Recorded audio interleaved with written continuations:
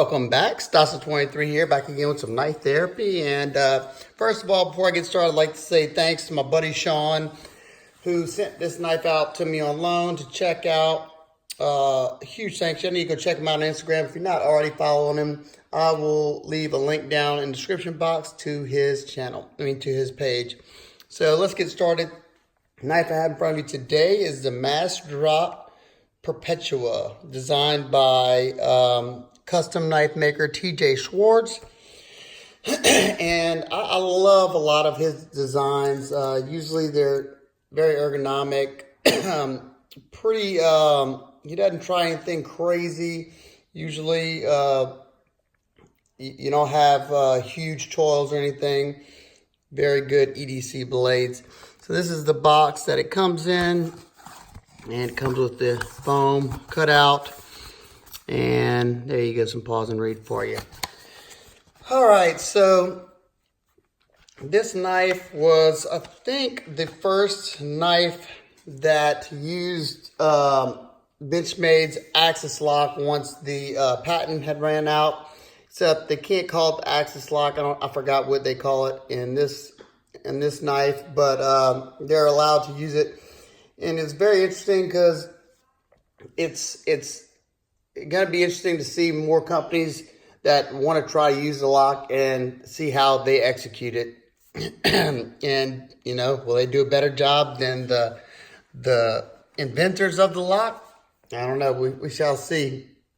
Let's get into this real quick. Some quick specs. Oh, and this was produced by Millet Knives here in the U.S., and it came in at, I think, $120 on MassDrop. So let's see if it warrants that price tag. So you have an overall length of 7 5/8 inches long. So it's not a huge knife. Blade length of 3 1/8 inch long. You have a grip area of 3 3/8 inches long. You have a slim thickness of these handle scales at 0.47, so a little bit below average at 0.5. You have 1.24 inches wide. You have 3.16 millimeter blade stock, so nice robust. And you have right around 23 thousandths behind the cutting edge. This knife, I see this knife as basically a no frills, heavy duty work knife that just gets the job done and gets it done comfortably. Let's take a look at this blade. You have a sheep's foot or drop point, whatever you want to call it. More so a sheep's foot. Very reminiscent of the Chris Reeve Insingo blade shape. I found, especially using my Insingo, this is a great blade shape for just your average work task. Very versatile. You have all belly. Well, you got, I guess you could call that a little bit of flat right there, but pretty much all belly. You do have somewhat of a point there, but it's definitely not going to be a stabber. Let's see. Your finish on here is blasted, then stonewash finish.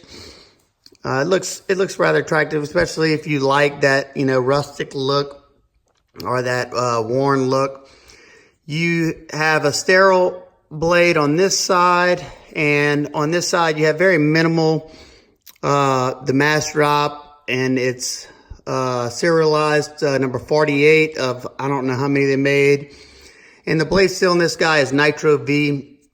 I'm sure the blade steel alone attracted a lot of people to buy this knife because it's not something you see, or I can't recall seeing it on any other production knives, or at least to my knowledge. I'm sure there has been, but one that was on a platform for the masses.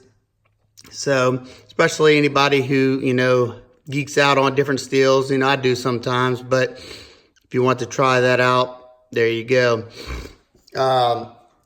You have some some deep cut, wide cut jimping up there.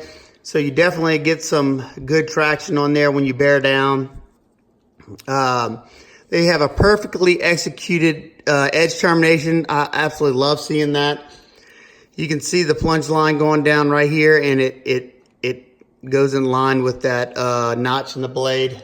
Very, very good. I love, love, love seeing that when a company actually cares and pays attention to that kind of stuff. Let's close it up. You have G10 handle scales that are probably a medium traction.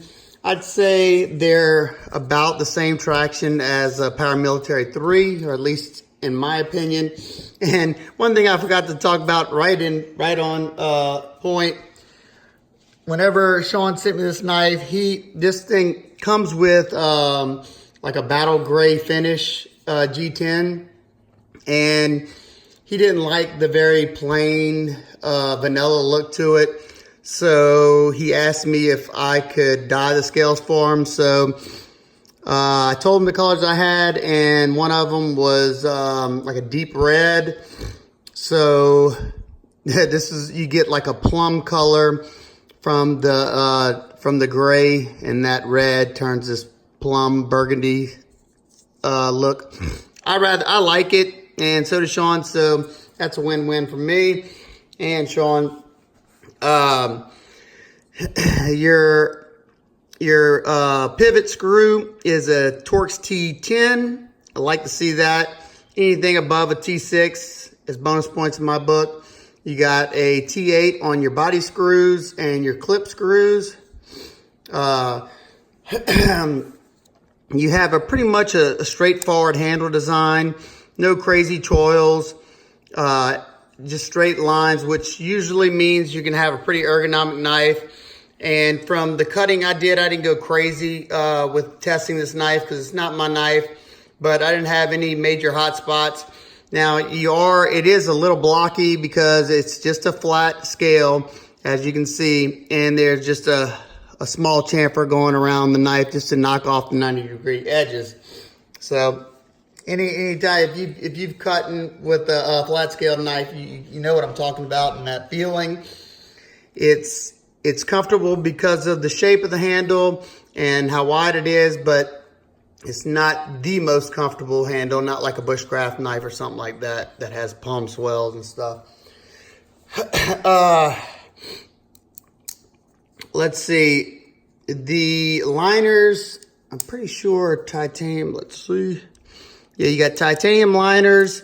You got titanium barrel spacers, titanium pocket clip, titanium body screws. You have a stainless lock bar, or whatever, the axis bar, whatever that is. And you have, I'm pretty sure this is titanium pivot screw. I just think the sleeve, and of course it's attracting to that blade, is stainless. You do have a titanium thumb stud, and there you go. I think I went through everything. Can't really, let's see if I can. Yeah, and that stop pin is also stainless. Let's see, did I touch on this? Blade is got a hollow grind on it, so it was able to get it decently thin with that hollow on there at 23 thousandths. It cut just fine, cutting up cardboard, and I did some light shaving on some wood just to test out the ergos, and a little bit of some not robust plastic, but you know, and some rubber. Rubber was just fine as well. It's decently sharp. It came decently sharp. I don't think Sean used it too much, and I'm just gonna let y'all know my dog's about to go nuts. So let's get a weight on this guy, and I will give you a few size comparisons, and then I'll wrap it up. 4.35 ounces. It's not bad. For the size, it could have been lighter. I would have thought with the titanium liners that it would have been a little bit lighter, but you got that hefty chunk of Nitro V that I guess is causing that extra weight. So let's get some size comparisons. You got the ZT, is it 0609? I don't know, y'all correct me down below. Got a brain fart. These two are almost identical, if not identical in size. Then, like I said, this blade shape is reminiscent of the Chris Reeve and Singo blade shape.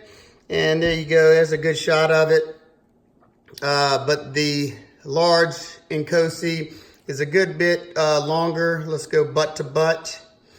So there you go. The only main difference is you got a swedge at the top of this blade, which I absolutely love that. I like whenever they put a nice wedge on there. Just some extra attractive details. Let's see, what else do I have around me? Got the Benchmade bug out, another axis lock or that type of lock knife. Bug out's a little bit shorter. You have Spyderco Delica. Delica is a little bit shorter. And another interesting iteration of the axis lock, the SOG Terminus. I'll be doing my full impressions, or I don't call it review, but my full take on this knife probably soon. But there you go. It's a good bit shorter than the Perpetua. And I also have two more TJ Schwarz designs. I like his designs a good bit. And here is the Torrent, also produced by Millet Knives.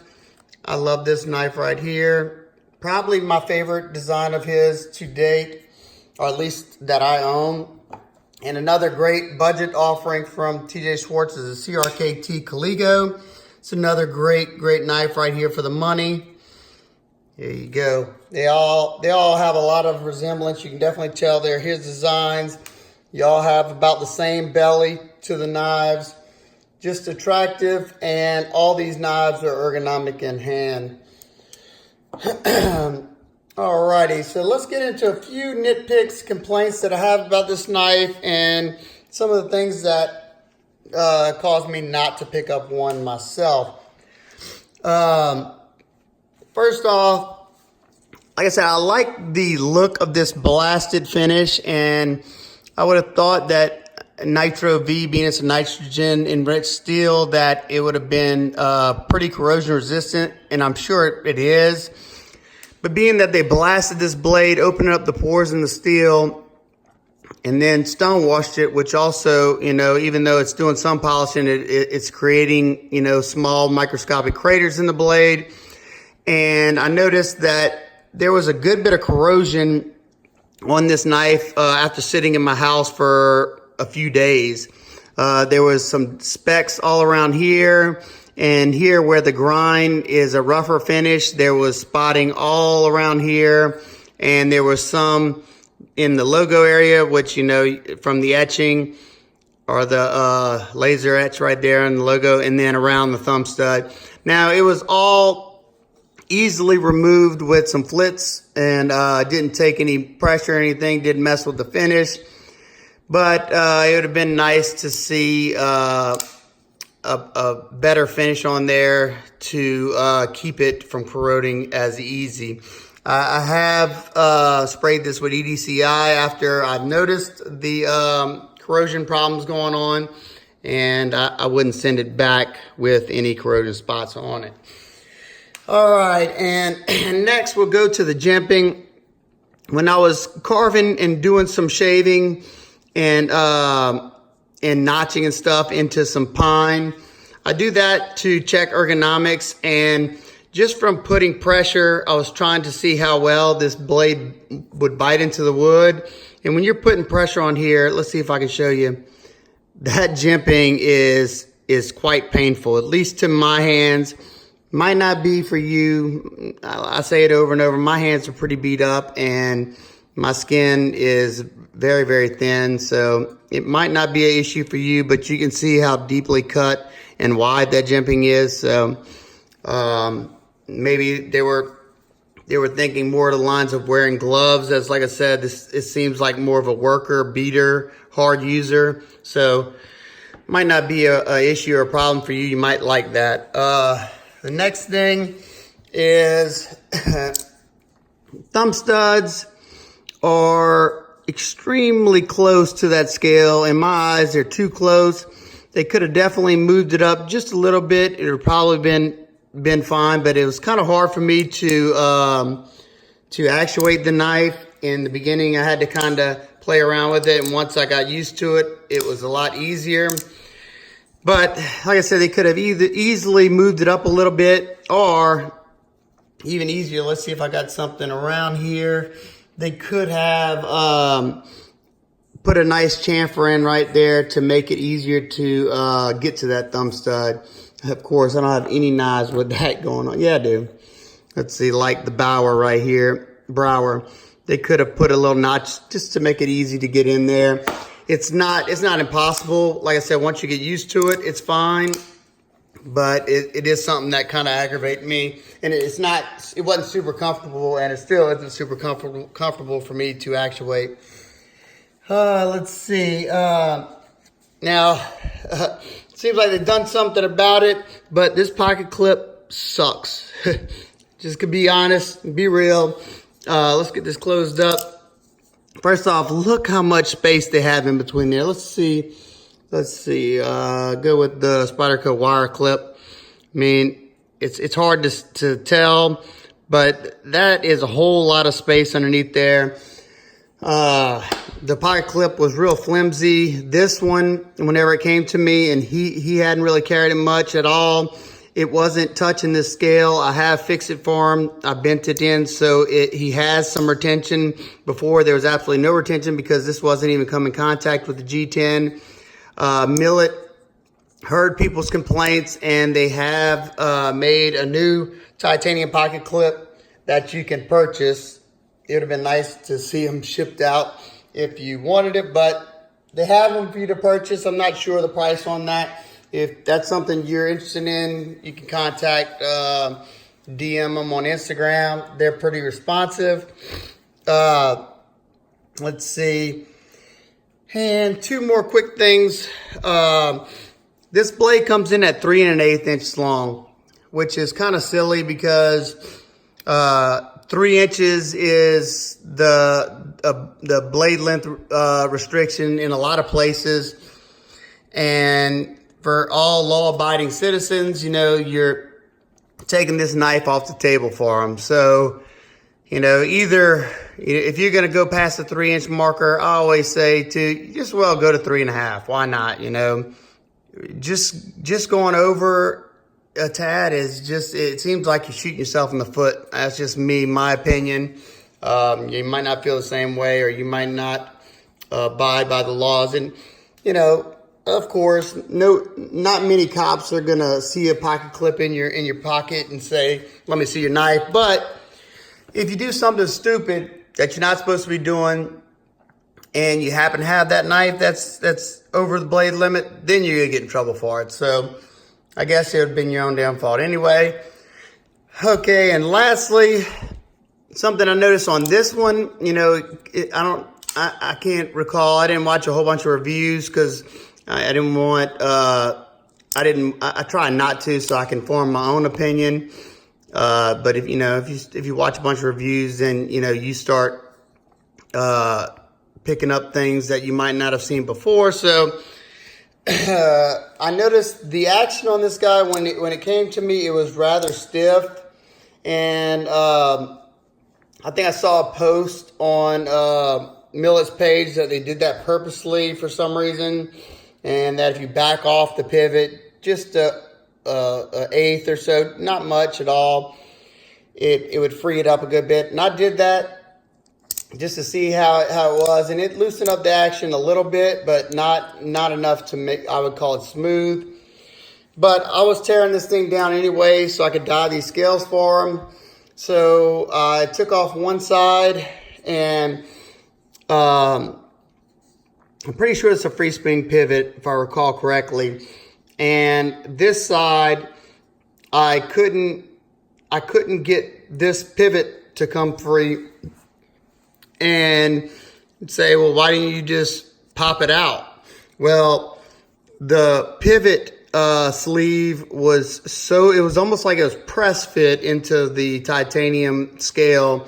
It was so hard to get that thing out. Unbelievable. I mean, like, I don't know if it was warped or bent, just not good at all. But once I got it torn down and cleaned up, I was able to get the action very nice and smooth. As you can see, it's a free dropper now, but it is very finicky. I like having my knives free like this. You can get a little bit. You got a little bit of side to side here. If Sean isn't cool with a little bit of side to side, like on 90% of the Benchmades, he can tighten that up a little bit, and it'll easily get that side to side out. But as soon as you tighten it up a little bit, the action sucks. Like, it's terrible. And you don't have much degree of variance either way. As soon as you tighten that thing up just a little bit, it's no longer a free dropper. It's somewhat difficult to flip out. Just not, just the same axis lock plagues that I've had so many times in the past on a lot of my Benchmades.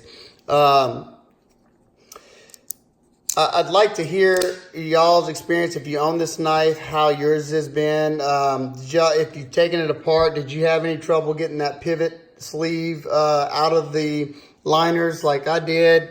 Also, let me know if you had any issues with corrosion on your blade. I said it wasn't anything permanent, but I mean, it was all surface rust, but not the coolest thing to see, especially living in the South like I do.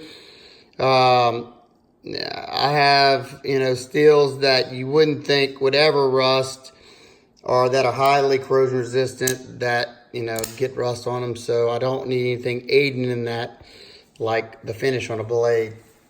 So overall, if this knife does it for you, functionally, it's a good knife. It'd make for a great work knife. $120, I think it was priced well for the materials you're getting. A big chunk of Nitro V, titanium liners, titanium screws. Pretty well done knife. Now, if any of those complaints or gripes, or deal breakers for you, check out, always check out 3, 4, 5, 10, however many reviewers, but don't just go by one person's review. I usually try to pick several people that have a lot of the same taste in knives that I do, have the same size hands, so it makes it very easy to judge listen to their opinions. And still in all, I still like to have as many reviews possible to try to make the educated decision on whether or not I'm gonna buy a knife. So let me know what y'all think. Let me know if you have this knife, how you've been enjoying it.